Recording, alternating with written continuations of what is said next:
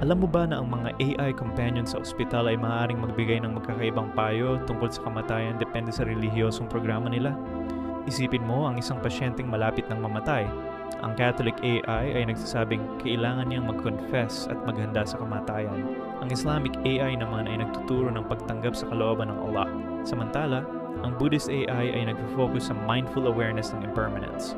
Pero ang Protestant AI ay kabaliktaran. Sinasabi nitong lumaban pa rin at magkaroon ng pag-asa sa healing power ng Diyos kahit sinasabi ng doktor na wala nang magagawa.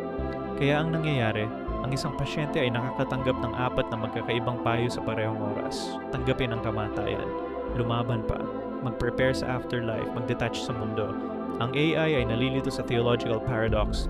Hindi niya alam kung alin ang tama. Sa huli, ang comfort na binibigay niya ay lumalabag sa lahat ng religious principles habang sinasabing ginagalang niya ang bawat tradisyon. Paano mo haharapin ang ganitong dilema?